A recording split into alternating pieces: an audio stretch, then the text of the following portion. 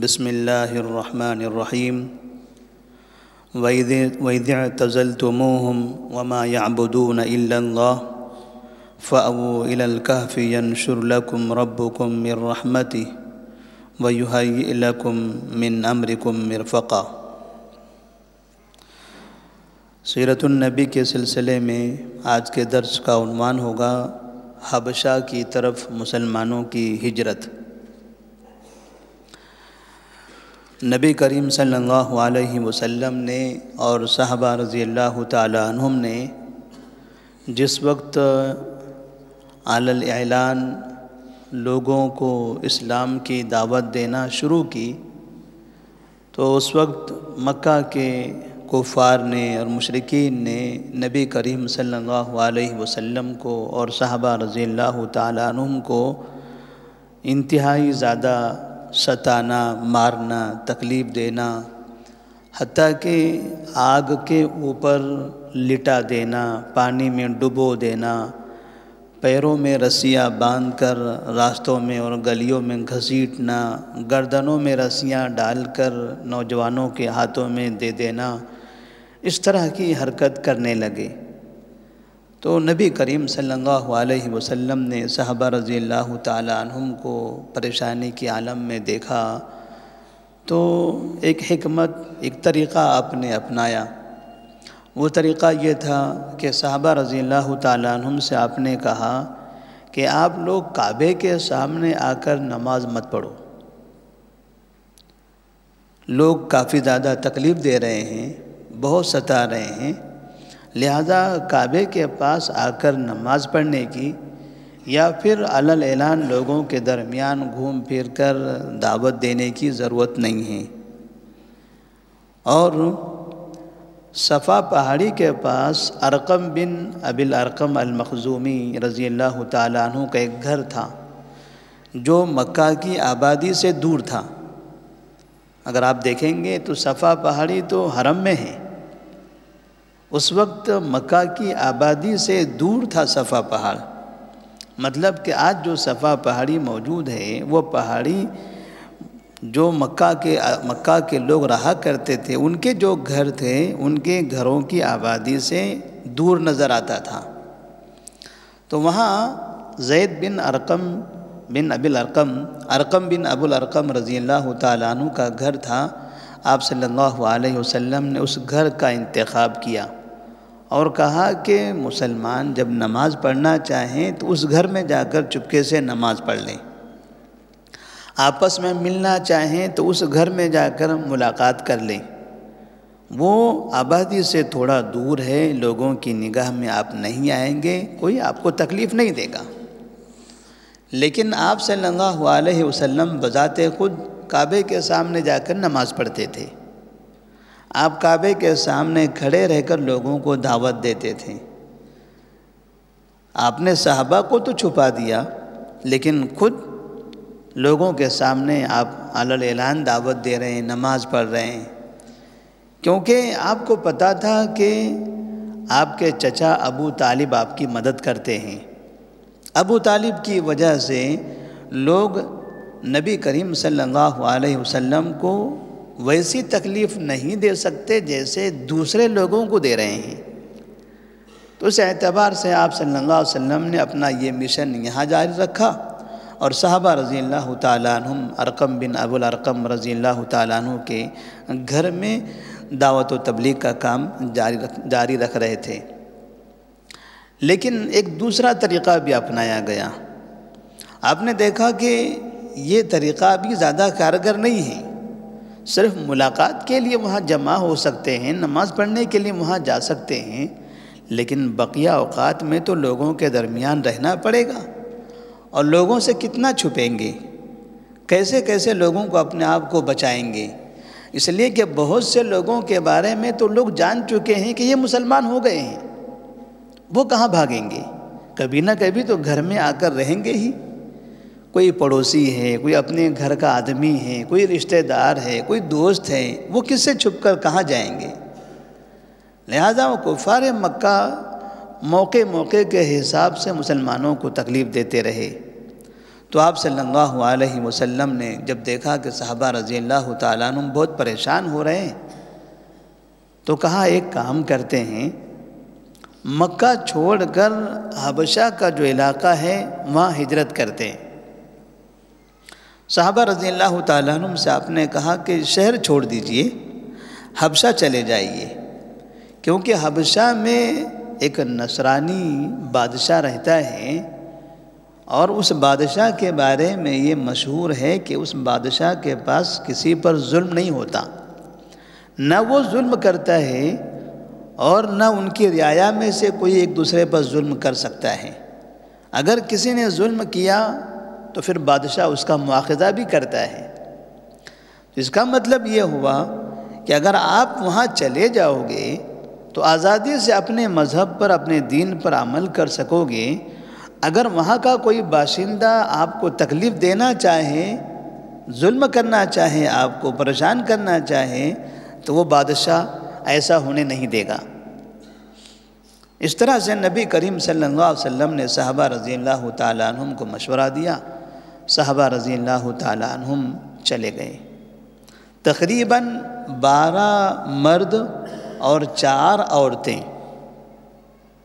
یعنی اس طرح سے تقریباً 16 لوگوں کا قافلہ پہلی مرتبہ مکہ شہر چھوڑ کر مکہ سے باہر ہجرت کر رہا ہے۔ اور ان 12 لوگوں میں سے جو 12 مرد ہیں ان میں سے ایک عثمان بن عفان رضی اللہ تعالیٰ عنہ ہے جو نبی کے داماد ہیں، اور 4 عورتوں میں سے نبی کی بیٹی ہے رقیہ رضی اللہ تعالیٰ عنہ۔ تو پہلی مرتبہ جن لوگوں نے شہر چھوڑا تھا، ہجرت کی تھی، ان میں سے یہ عثمان بن عفان رضی اللہ تعالیٰ عنہ نبی کریم صلی اللہ علیہ وسلم کی بیٹی رقیہ رضی اللہ تعالیٰ عنہ ہیں۔ کسی طرح سے، اور شرط یہ تھی کہ مکہ سے نکلنا ہے اور مکے والوں کو پتہ نہیں ہونا چاہیے، ورنہ مکہ سے ساحل سمندر، جدہ کا جو سمندر ہے وہ کافی دور ہے۔ اگر مکے والوں کو پتہ چل گیا کہ کچھ لوگ یہاں سے حبشہ کی طرف جانے کے لیے نکل چکے ہیں اور سمندر کا سفر کرنا چاہتے ہیں، تو مکہ والے ان کا پیچھا کریں گے، ان کو پکڑیں گے، ان کو تکلیف دیں گے۔ لہذا کسی طرح سے چپکے یہ 12 اور یہ 4 16 لوگ مکہ سے نکل گئے۔ جب قریب پہنچے تھے ساحل تک، تب مکہ میں یہ بات مشہور ہو گئی کہ کچھ مسلمان یہاں سے بھاگ گئے ہیں۔ تو مکہ کے کچھ کفار نے ان کا پیچھا کیا، پیچھا کرتے کرتے وہ جدہ کے ساحل تک پہنچ گئے۔ یہ ابھی پہنچے تھے کہ مسلمان اس سے پہلے ہی وہاں 2 کشتیاں پہلے سے اتفاق سے موجود تھی، مسلمانوں نے ان کشتی والوں سے بات کیا، معاوضہ دیا اور کشتی سے نکل گئے۔ یہ ابھی پہنچے کہ وہ ان کی کشتی نکل چکی تھی اور مکہ کے لوگ پھر وہاں سے ناکام واپس آ گئے۔ کفار مکہ اور زیادہ طیش میں آئے، اور زیادہ نفرت بڑھ گئی اور غصہ آنے لگا کہ ہمارے شہر سے بھاگ کر اپنا دین بچانے کے لیے ادھر گئے ہیں۔ اس کا مطلب یہ ہوا کہ وہاں جائیں گے اپنے دین پر عمل کریں گے، وہاں جائیں گے دین پھیلائیں گے۔ ہمارے باپ دادا کا دین، ہمارے لوگ، ہمارے اپنے لوگ، ہم نے یہاں منع کیا تو اس دین پر وہاں جا کے عمل کرنا چاہتے ہیں، لیکن ہمارے ساتھ نہیں، ہماری بات نہیں ماننا چاہتے، واپس اپنے باپ دادا کی دین پر آنا نہیں چاہتے، گھر چھوڑنا چاہتے ہیں، شہر چھوڑ دینا چاہتے ہیں۔ ٹھیک ہے، اب دیکھتے ہیں ان کو۔ اس طرح سے ان کا غصہ اور بڑھنے لگا، اور جو چند صحابہ، چند مسلمان جو وہاں موجود تھے، ان پر زیادہ ظلم کرنے لگ گئے۔ جو باقی وہاں بچے ہوئے تھے اب انہیں ستانے لگ گئے۔ تقریباً نبوت کو 5 سال ہو گئے تھے۔ رجب کا مہینہ تھا جس وقت یہ 16 مسلمان گئے ہوئے تھے۔ رجب، شعبان اور رمضان 3 مہینے انہوں نے وہاں گزارے حبشہ میں۔ حبشہ میں انہیں کوئی تکلیف نہیں تھی، سکون سے رہ رہے تھے کہ اس درمیان میں انہوں نے ایک واقعہ سنا۔ واقعہ اس طرح سے سنا کہ مکہ کے اندر بڑے بڑے سردار مسلمان ہو گئے ہیں، بڑے خوش ہو گئے۔ حبشہ میں گئے ہوئے مسلمان خوش ہو گئے کہ مکہ کے بڑے بڑے سردار مسلمان ہو گئے، تو سب کے سب وہاں سے واپس آ گئے۔ واقعہ اس طرح سے تھا کہ نبی کریم صلی اللہ علیہ وسلم رمضان کے مہینے میں کعبے کے پاس پہنچے۔ وہاں مکہ کے سردار لوگ موجود تھے۔ آپ نے ان لوگوں کو دیکھ کر سورہ نجم کی تلاوت فرمائی، وَالنَّجْمِ إِذَا هَوَى مَا ضَلَّ صَاحِبُكُمْ وَمَا غَوَى وَمَا يَنْطِقُ عَنِ الْهَوَى۔ سورہ نجم کی آپ تلاوت کرنے لگے، جیسے آپ قرآن پڑھتے تھے لوگ خاموش سے سن رہے تھے، ایسا لگ رہا تھا جیسے ان کے سروں پر پرندے بیٹھے ہوئے ہیں۔ قرآن کی تاثیر، قرآن کے کلمات کا اثر ان کے اوپر ہو رہا تھا۔ جیسے ہی فَاسْجُدُوا لِلَّهِ وَاعْبُدُوا، سورہ نجم کی جو آیت ہے جس میں اللہ کے لیے سجدہ کرنے کا حکم ہے، آیت سجدہ اس کو کہتے ہیں، وہ آیت آپ نے پڑھی اور آپ نے اس آیت کو پڑھ کر سجدہ کیا، اور آپ کا دیکھتے دیکھتے تمام لوگ سجدے میں چلے گئے۔ وہاں سردار جتنے تھے سب کے سب سجدے میں چلے گئے۔ نبی نے یہ سجدے والی آیت پڑھی، آپ نے سجدہ کیا، سب نے سجدہ کر لیا۔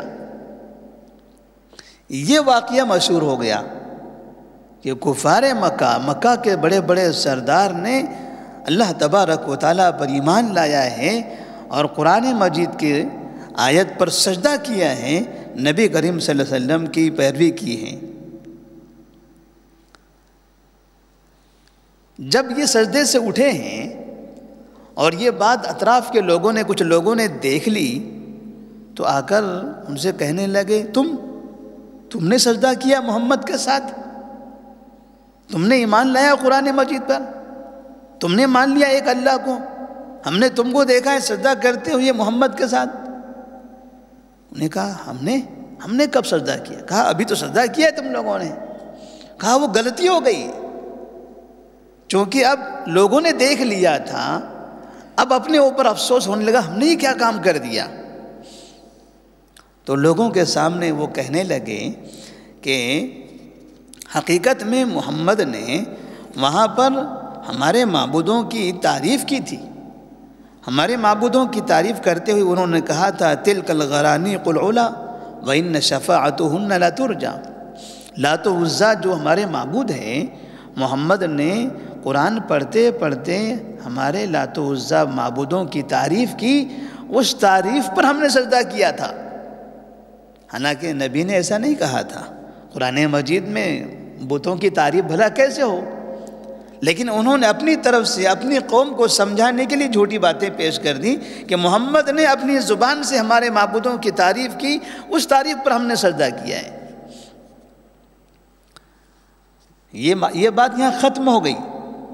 لیکن حبشہ میں یہ جو واقعہ جو مشہور ہوا تھا، صرف اتنا ہوا تھا کہ سرداران قریش نے سجدہ کیا ہے، وہ اسلام میں داخل ہو گئے ہیں، انہوں نے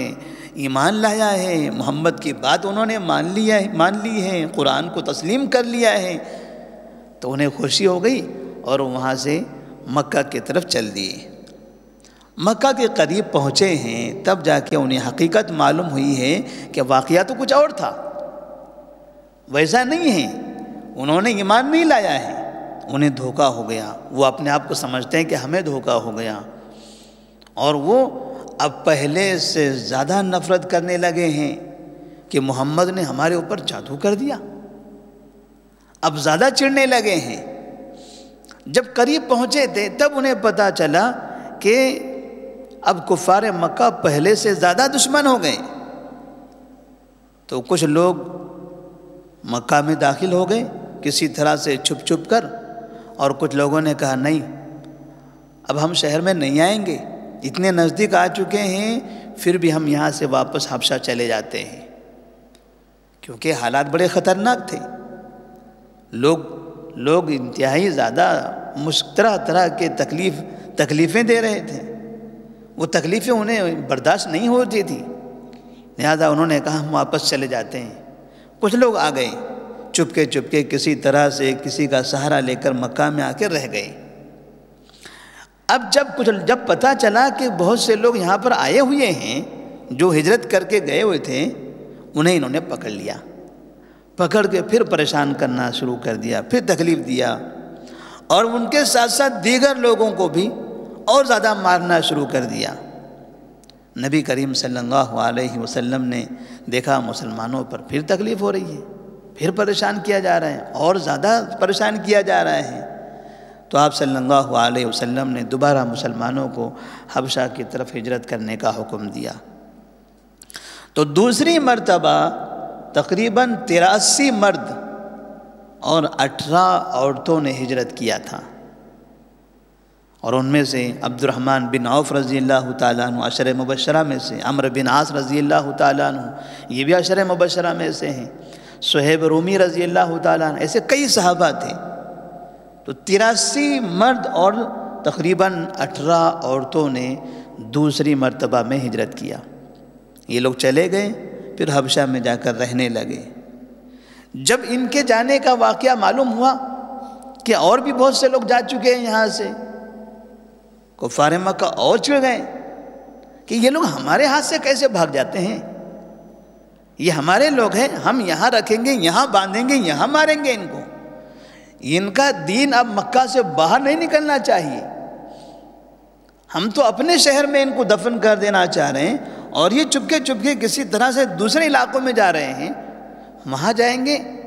وہاں جا کر یہ دین پھیلائیں گے، دنیا کہے گی دیکھو مکے کے لوگ آئے ہیں اور مکے والوں نے ہمارے لوگوں کو بے دین بنا دیا، تو انہیں اور زیادہ تکلیف ہونے لگی۔ لیکن اللہ تبارک و تعالیٰ نے مسلمانوں کی مدد فرمائی، جن مسلمانوں کو اختیار تھا، جو مسلمان چاہتے تھے وہ حبشہ کی طرف چلے گئے، وہاں رہے، اللہ نے ان کی وہاں مدد فرمائی، وہاں کے بادشاہ نے ان کی عزت کی، ان کا احترام کیا، اور جب تک کہ وہ رہنا چاہے ان کو وہاں پر مہمان کی طرح رکھا۔ یہاں مکہ والے اب یہ چاہتے تھے کہ حبشہ میں جو لوگ جا چکے ہیں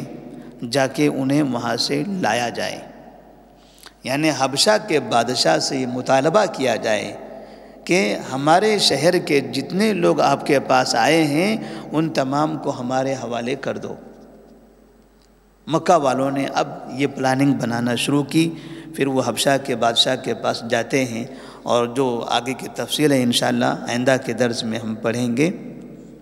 اس واقعے سے، حبشہ کے ہجرت کے واقعے سے یہ اندازہ ہوتا ہے کہ نبی کریم صلی اللہ علیہ وسلم کے ہوتے ہوئے مسلمانوں پر، صحابہ رضی اللہ تعالیٰ عنہم پر تکلیف ہوئی۔ یہ تکالیف کا ہونا یہ حقیقت میں اس بات کی علامت تھی، اس بات کی ایک نشانی تھی، اس بات کا پیغام تھا دنیا کے مسلمانوں کے لیے کہ دنیا کے مسلمانوں، اسلام کی دعوت کو پھیلانا ہے، اسلام پر عمل کرنا ہے، تو آپ کی زندگی میں کہیں پر بھی کسی بھی طرح کی تکلیف آ سکتی ہے، کوئی بھی مصیبت آ سکتی ہے۔ مصیبتیں کئی طرح کی ہوگی، ان مصیبتوں میں سے ایک مصیبت ایسے بھی ہو سکتی ہے کہ آپ کو بھی زندگی میں کسی نہ کسی علاقے سے اپنا گھر چھوڑ دینا پڑے، اپنا شہر چھوڑ دینا پڑے، اپنا ملک تک چھوڑ دینا پڑے گا۔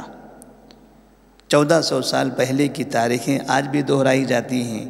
آج بھی 2021-22 میں بھی بہت سی جگہوں سے مسلمانوں نے گھر بھی چھوڑا ہے، شہر بھی چھوڑے ہیں، اسٹیٹ بھی چھوڑا ہے، اور باقاعدہ کئی مسلمان ایسے ہیں جنہوں نے اپنا ملک تک چھوڑ دیا ہے۔